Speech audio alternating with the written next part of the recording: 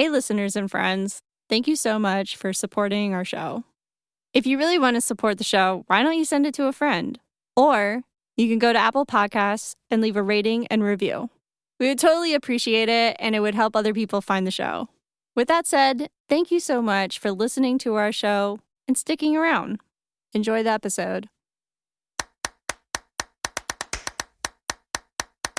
From Rixie, this is Frameform, a show about movies, moving, and everything in between. I'm Hannah Weber. I'm Jen Ray. And I'm Claire Schweitzer. Hello and welcome to Frameform. This week, we are presenting an interview with Eric Cheung, a street dance artist based in Vancouver, British Columbia, and a company dancer of Ouro Collective. His film Ego is described by Eric and director Alimzhan Sabir as an analysis of the dualistic nature of the ego mind and its role in shaping one's identity and perspective on oneself. This interview was recorded in August 2019 at the Cascadia Dance and Cinema Festival in Vancouver, in association with Screen Dance Forum. This interview was conducted by me, Claire Schweitzer, and Karen Jensen, founder and director of Screen Dance Forum. Enjoy. So, Eric, welcome. We're so happy to have you today and to chat with you about your film Ego that you created with the director, Alan Sabir. Yeah. Thank you. No, it's an honor. It's an honor to have me come in. Well, first tell us a little bit about yourself. Where are you from? And tell us about your background in dance as well as your potential background in film. Yeah, so I'm born and raised in Calgary since I'm like 20. I moved here 2 years ago for Ouro Collective. It's a street dance contemporary group. I'm coming from a street dance background. So very self-taught, very not traditional, not in a studio. So that's where my dance background is from. I specialize in a style called popping. It deals with contortion, deals with releasing of the muscle. It's a lot about power and control. So yeah, that's where I'm from. I started dance about 7 years ago and took it more seriously in the last 4-ish years. And with film, it was always something that I wanted to explore. And the filmmaker, Alan, he's also a dancer as well. And he always wants to do work with dancers rather than commercial work. So it just kind of happened with Ego. We're like, let's do a project. And then we got it commissioned by Form. And then it just all kind of tumbled like that. It was cool. Yeah. Being commissioned to create a work, obviously there's that satisfaction of a seal of approval in that someone really believes in you and really puts that trust in you to create this film. And obviously there are some resources involved with that. On the other hand, you have to fulfill many sets of criteria, and you're creating a work not just for yourself, but also for this other organization. Can you elaborate on some of the challenges of that? Yeah, for sure. Form was a really good group. Sophia is totally so good. It was such a good experience. They were so accommodating. So it was for us, in that perspective, it was more giving us the freedom to create something. I guess with some organizations, or if you apply for a grant or things like that, they have a lot of restrictions. But with Form, it was very open-ended, anything with movement. Just do a film on movement and whatever that means to you and whatever story you want to portray in your film. So the challenging part that is with film is you want to do all these grand ideas, but the budget. So that was the only real big part. It's we want to try this, but the logistics are this. And then you have to figure out the middle ground and what you have to sacrifice and stuff. And then timeline, there's a definite deadline to get your thing done, which is good probably. There's always challenges, but some of the challenges are good at the long run. There's no better inspiration than a deadline. Yeah, for sure. Being forced to do something. Right. Well, since Form was kind of giving you a lot of liberties with this film, what inspired you to take this film in this particular direction? Ego, identity, self-esteem, mental health was always something I've been interested with dance and creating pieces around that. I know before we were trying to figure out the idea with the piece with Alan, we were just coming up with brainstorming ideas. And then I was like, I want to do something with ego. And then, okay, like what's the set design? And then we came up with the idea of having, if initially it was the infinity room. We wanted to have infinite reflections, but that's the budget. Like you can't, that's going to cost $10,000 to create. But so we just got a bunch of mirrors from IKEA and having them placed really carefully so they don't see the camera, and then show different perspectives of whoever's in the middle of it. So it shows different sides of your ego, sides of your identity. That was kind of like a very simple but very strong visually idea that everyone can kind of just like, oh, okay, this is really strong and it's really compelling. Yeah, it comes from that. Like ego is like, even right now I'm creating another piece around ego and like developing that idea more and getting it more deeper, like trying to say what I need to say with it.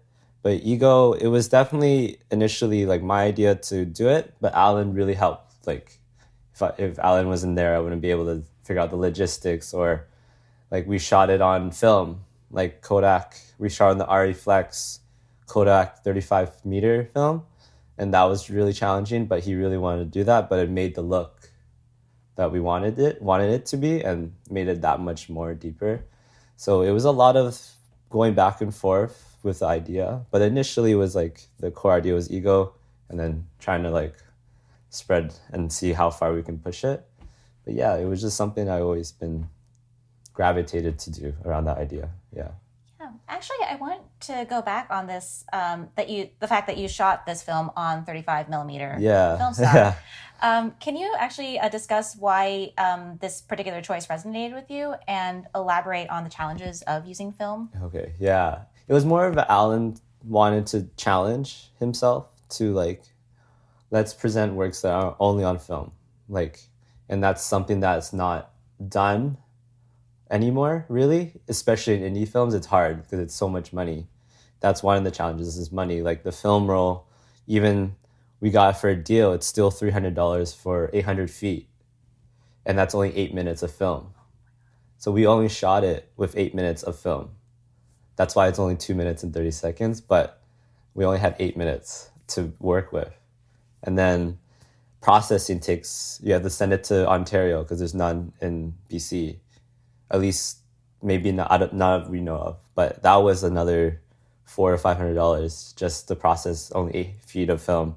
And it gives us perspective on like these big films that just only shoot on film. And you're like, how do you do this and shoot like 90 minutes of just film? Like that's why you spend like $1 million. But we're like, okay, we don't know how we're gonna do it, but we're just gonna do it. But with film, it was a choice, more of an artistic choice for him. And I was really down to try it because no one does it. So I was down. I didn't know the logistics because I'm not from that side until we got in the nitty gritty. I'm like, oh, our whole budget's going to be on this thing, you know? It was challenging. Like the camera that we used, the battery didn't work. So we had to go source a battery. And then we didn't have insurance. So we had to figure out insurance last minute. We shot it all in like 3 days. It was really intense. Like we didn't sleep. Like I remember going to the studio at 6 a.m. and then leaving at 1 a.m. and then doing it for the next 3 days because we did not plan, which was like our fault, but we didn't know like what was going to happen. And that always happens like that. It's kind of like, okay, you get here and you're like, whoa, like everything's kind of going crazy. It was crazy, not going to lie. But having that only 8 minutes, it made the film just that more real. Like, cause you have to perform, you have to get the shot. Like I remember he'd be like, okay, we're gonna do it. Okay, just wait, we're gonna change the mirror a little bit. It's not the way it is because you don't have a second time. So it was very intense, but it was worth it. Yeah. You know, you just mentioned the mirror. I have to jump in about this. Yeah. So did you use any kind of post special effects to hide the camera in the mirrors? We actually have a bet on this going between some of us. Some of us predict that you did use special effects. Others think, no, he just hid the camera. No, it was just hidden. That's why we spent so much time altering the mirror. And that's why the shot was so stationary. It was a very basic, like there wasn't a lot of pans or it was just a close-up, a wide shot. Also, the camera was like 40 years old, 50 years old, and it was heavy. It was like 100 pounds. Like the tripod was like made of steel. The whole thing, you needed like a whole person to like squat and pick it up. It was not like the new ones where you can kind of just like go around. This was like a heavy camera. So we had to be very like strict about what we do and how much time we have. Like we did some painting. Like the studio wasn't perfect. Like there was like curtains in the back, but you don't know that because we had to paint the whole thing black in the background to make sure you don't see it. Because it'll take away from the whole film. So there was some post-production for sure, but a lot of it was just making sure that shot was perfect and you don't see the camera. Well done, because how many mirrors did you have in there? We had 5. Yeah. No, 2, 4, 6. Just thinking there's so much room for error with 6 mirrors as well as just film stock and a finite set of media that you can work with. Yeah, it was stressful. But we had some people like just like, okay, 2 inches this way, 2 inches that way. But yeah, it was intense. And like we had to return the mirrors, all of them, because they were like, that was like $1,000 to get the mirrors.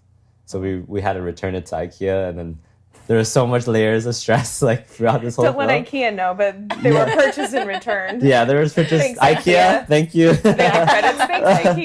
Yeah, thanks, IKEA. They we went to IKEA and they're like, huh. They're like, we can't return this amount of money. And they're like, oh, okay. But they were like, we'll override the system. And then we're like, thank God. So there's a lot of challenges. Even if in a short film like that, it's crazy how many logistical problems. And that's why there's like a full film set for big projects. Yeah. So your film utilizes extreme close-ups of the body, like really, really extreme close-ups.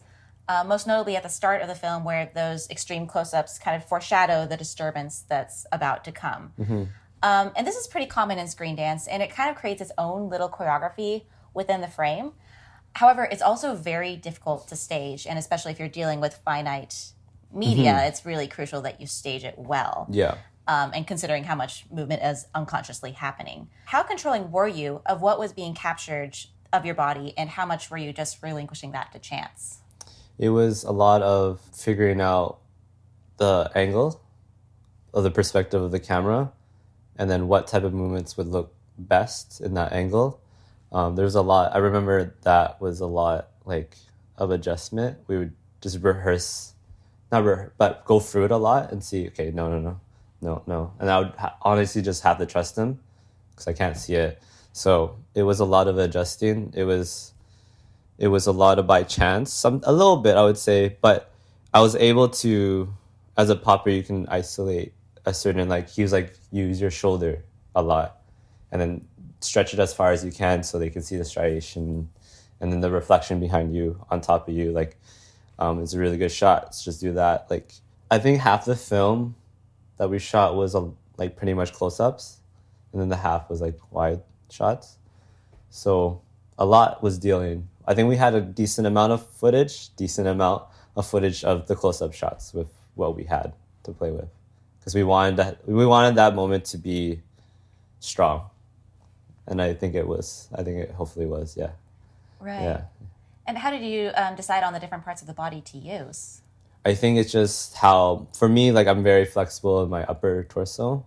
So he was like, okay, it will look sick if you do that. If you work on just the contortion of your shoulder or your neck, or how strong your neck is, how much you're flexing, or how much you're popping out or looking so crazy with your like isolations. Yeah. It would just play on your strengths almost. Yeah. Also want to touch on the movement vocabulary that's featured in the film.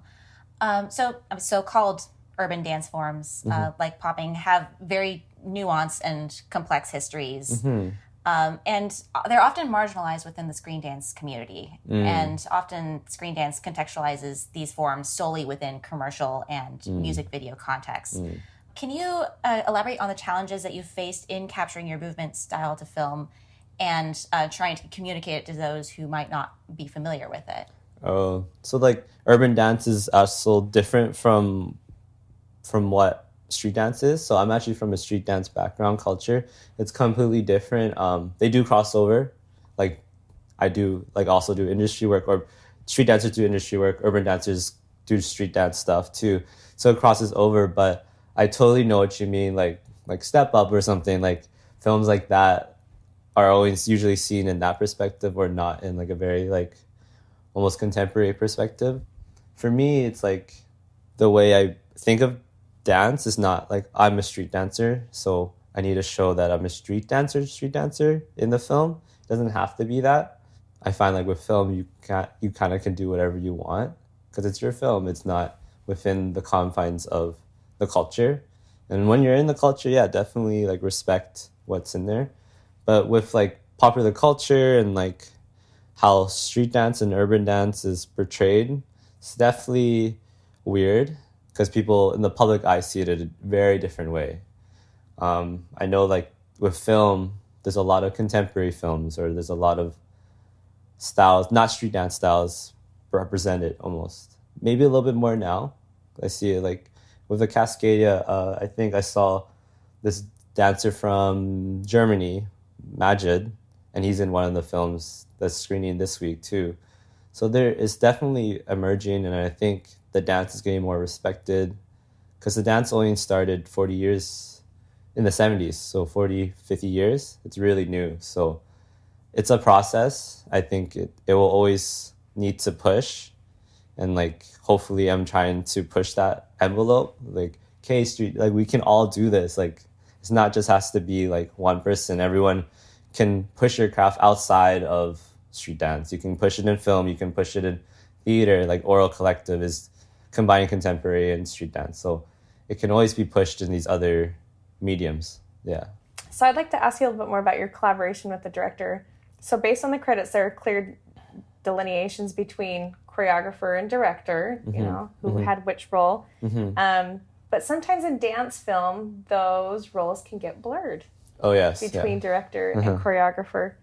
So, and you mentioned that Alan has a background in dance as well. So how did that influence the movement of the film?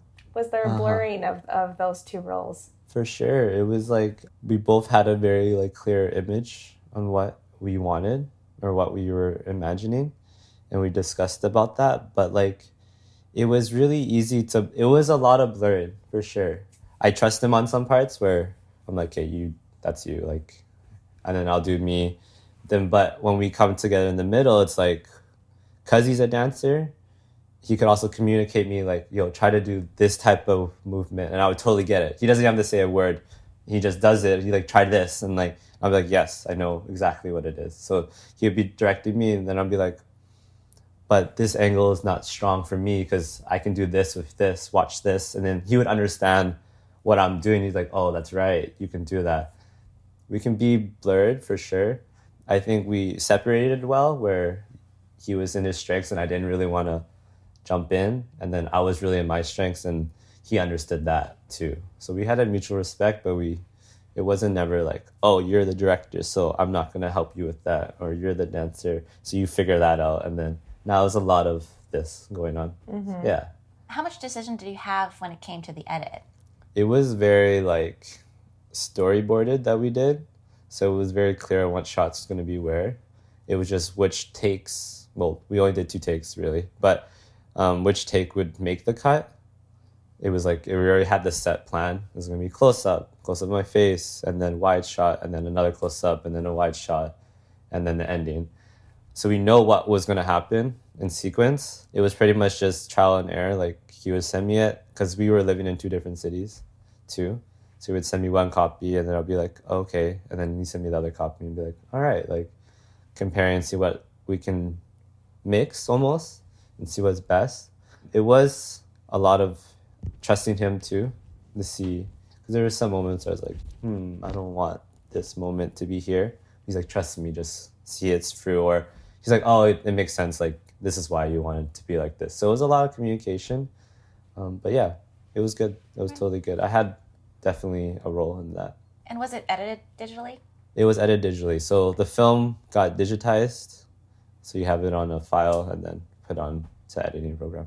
So I wanted to see how you engaged with the subject of mental health in the film and how the subject manifested itself both in the process of developing the movement material to storyboarding it and editing it into the work itself. Yeah, so like that film Ego was about just displaying the inner conflict that someone might have with their own ego, with the different sides of their identity, or it's just purely just showing not showcase, but like a demonstration or putting it in movement. So that was the main inspiration to the movement. It was a lot of distortion of my body and a lot of stretching, a lot of powerful movements, a lot of like blow ups and like explosion, and showing that inner conflict, showing like the anger or the frustration. So that was definitely a display, because in mental health, like mental health's a lot about, like with me personally, it was a lot of inner conflict, and it's always an inner conflict. It's all about what's in your mind and how you can control that and how you play around that. So that was a big inspiration to put it onto dance. And I always use dance as an outlet, right? To show what I'm feeling or to try to work what I'm thinking about and what I feel like is bothering me or whatever. So that was like the whole inspiration for the film. I just wanted to focus on one thing about it and then try to do it as well as possible and demonstrate it as well as possible. And that inspired everything from the mirrors to the movement to everything. Yeah. So this film was a Vimeo staff pick and has been accepted in the Cascadia Dance and Cinema Festival, as well as San Francisco Dance Film Festival, and potentially others. So apart from the satisfaction and the seal of approval from getting those accolades, what else do you get from screening at these festivals? I think we get a lot of feedback. It's always continuous feedback. We can always improve. It's always nice to have it screened somewhere else. We got a Nowness too, and Boom, so that was really cool. The staff pick was awesome. Like I remember, I was like, whoa. But you get a lot of people, like in the comments of Vimeo, like you get to see like someone quoted a whole citing from a book, and it was like, whoa, like that's really intense. Or people were like, wow, like you get to see what the perspective is on it when it's on bigger platforms, because sometimes indie films don't get the views or the spotlight sometimes it needs, and you don't really get the perspective on, am I doing good work, or did I do something wrong, or not wrong or right, or just looking at it in a very objective way. It gives you that freedom, and it gives you that platform to like kind of look at your film from other people's perspectives. So that's probably the most major thing. Like when I go on Thursday, I hope to talk to people, be like, what did you think? Like, what did you feel from it? What did you feel like there was more? What did you want from it? Or what did you take from it? It would be those things are really interesting for me. Has there ever been feedback that's come completely out of left field that either revealed something that you didn't know about your film or just something that you hadn't heard before? For sure. It's like a lot of, I know when I wanted to make the film, I didn't know what the final outcome would be or how people would see it. So there's a lot of there were some funny comments about it, like, why are you wearing glasses? You shouldn't be wearing glasses, like in the comments, like not important things, but that would happen. There's people like not getting it too, for sure. Like, why is your shirt off? Why is there mirrors behind you? Why you're dancing in a dark room? Like, I don't get it. There's been some really good conversations with people, especially with closer people and mentors, where what they revealed to me showed some insight into like, oh, this is actually subconsciously why I made this film, or why I wanted to pursue this film. So yeah, it was a lot because it's been a year actually. Yeah, it's been a year since we screened it, because we screened it at f-o-r-m last year. So it's been a whole year of just like perspective. Yeah. How have you responded to the people that have asked about the shirt or the glasses? Some of them are really close to me. Like some of them are my crew. Like, it's funny. It's nice. I don't get bothered by it. I think everything's like, you just gotta take it with a grain of salt, honestly. And if people don't like it, that's even better almost. So we've got two big questions for you. One, define what screen dance is. I think screen dance it's a platform that you can do things that you can't do if it's live. You can create your own world easily. You can develop that, and And I think it's more free. There's more ways to approach it.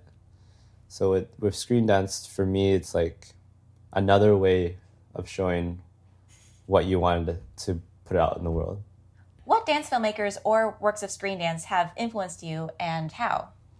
That's an interesting question because before going into this forum thing, I don't really watch other dance films because I'm more interested in other mediums to bring elements from other mediums, especially with my circle.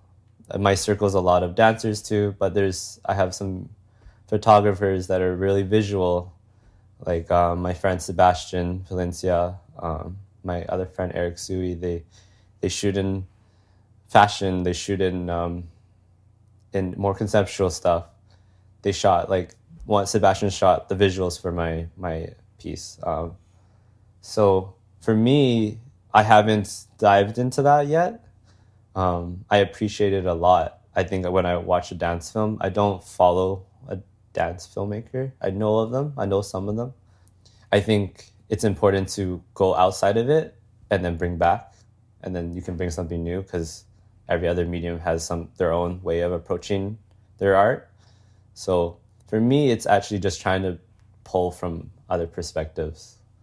And then how does that work with film, And I think now I'm more interested in film or music videos. Like someone who I'm really looking up to is like Deb Hines, Blood Orange, and how he constructs his music videos. Like I heard one time he made the song, and then the next day he had the whole visual, and he made the film in the next day after he made the song. Like that was crazy to see, and like how he only watches film throughout his whole day. He just puts on 10 films and you watch like hundreds of films every month. And just having that visual always coming around is those things are really interesting. Specifically, even in film that's not dance. Like you can be kind of enclosed sometimes, I feel. Maybe. I think that's an area I need to explore. But right now, I'm not pulling from it right now. I'm pulling from outside. Is there anything else that you'd like to add about the film or the process of making it or the process of showing it? It was a long journey. It was a lot of people helping us. Like I have to say thank you to Jeff Hannibal, Boom. He really put the film on, to be honest. Like that was the first interview. The online premiere was on Boom. Like I have to say thanks. Like if that didn't happen, like a lot of things wouldn't have happened after that. So I have to say thanks to that. There's a lot of people that helped in the backstage of the film. Just want to say thank you to everyone that helped out, like Sebastian, Megan, Fiona, some VFX people that Alan got people to help out. So yeah, I just want to say thank you for all the help, and the film hopefully served a purpose, and it was good that we made it. Thank you, Eric, for sitting down with us and talking about your work, Ego. We also want to give a big thanks to Screen Dance Forum and Cascadia Dance and Cinema Festival for organizing this interview and having this conversation on our podcast. We really appreciate it. If you want to learn more about Eric, Screen Dance Forum, Cascadia Dance and Cinema Festival, or this show, you can find links to everything in the show notes. Thanks so much, and we'll see you next week.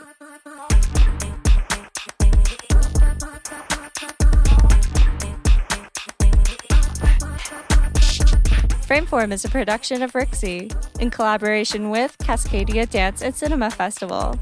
Hosted by Claire Schweitzer and Karen Jensen. Engineered by Angela Rosales-Charles.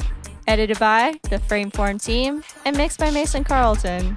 Thanks for listening. See you next week.